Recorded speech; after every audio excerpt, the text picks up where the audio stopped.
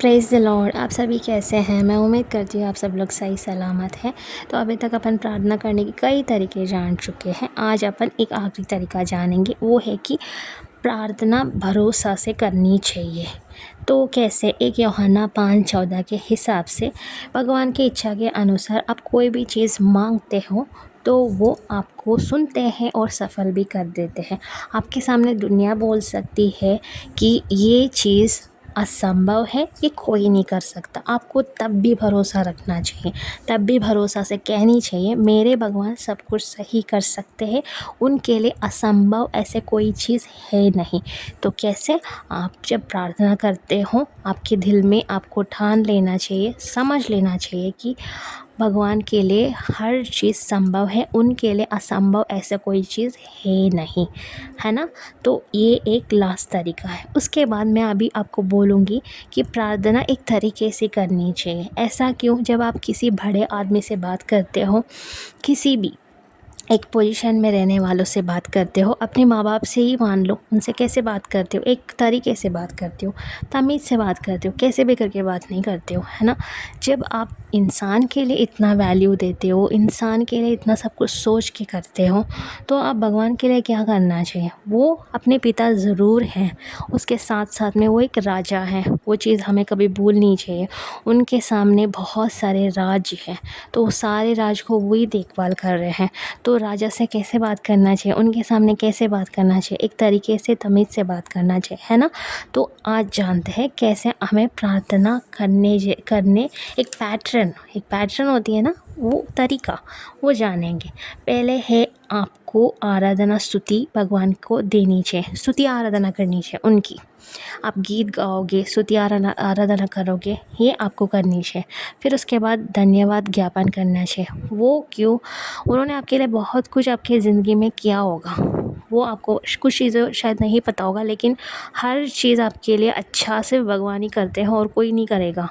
तो ये सारे आपको याद रखना चाहिए। वो अपने लिए बलिदान दिया हुआ है, खुद को बलिदान दिया हुआ है, तो आपको अपने पापों से हमें मुक्ति दिए हैं और साथ साथ में नरक जाने से बचाया हुआ है। ये सारी चीज़ें आपको याद करके उनको शुक्रिया अदा करनी चाहिए। फिर उसके बाद आपको परिशुद्ध आत्मा, जो पवित्र आत्मा और यीशु मसीह को बुलाना चाहिए। क्यों बुलाना चाहिए? उनको बोलना चाहिए आप प्लीज़ करके मेरे सामने बैठो, मैं जो बोल रही हूँ आप सुनो। इस तरीके से जब आप पवित्र आत्मा को और यीशु मसीह को बुलाते हो तो आप वो आपको पवित्र आत्मा जो है ना, वो आपको बुद्धि ज्ञान देते हैं ताकि आप किस तरीके से प्रार्थना करनी चाहिए, मतलब क्या चीज़ मांगना चाहिए, क्या चीज़ नहीं मांगना चाहिए, इस चीज़ की वो ज्ञान देते हैं। इसीलिए उन दोनों को बुलाना चाहिए और वो आपके सामने बैठ कर के आपकी बातें सुनेंगे। फिर उसके बाद आपको बाइबल पढ़नी चाहिए, फिर उसके बाद आपको प्रार्थना करनी चाहिए और उसके बाद किसी और के लिए भी प्रार्थना करनी चाहिए। जो अभी तक भगवान को नहीं जानते हैं उनके लिए प्रार्थना करनी चाहिए। और आप किसी रास्ते में किसी इंसान को देख लिया और आप जानते हो किसी इंसान मुश्किलों में है, उनके लिए भी आपको प्रार्थना करनी चाहिए। बहुत ही इम्पॉर्टेंट है, क्योंकि जब आप भगवान की सेवा करते हो, मतलब किसी और के लिए आप प्रार्थना कर रहे हो, इसका मतलब ये है कि आप भगवान की सेवा कर रहे हो। जब आप उनकी सर्विस करते हो ना, आपकी हर चीज़ वो सफल कर देते हैं, बिना बोले सफल कर देते हैं। जब तक आपके दिल में होगा ना, आप अभी तक बोल भी नहीं होंगे, उनके सामने बोला भी नहीं होगा, उससे पहले ही वो सब कुछ आपके लिए सही कर देते हैं, सफल कर देते हैं।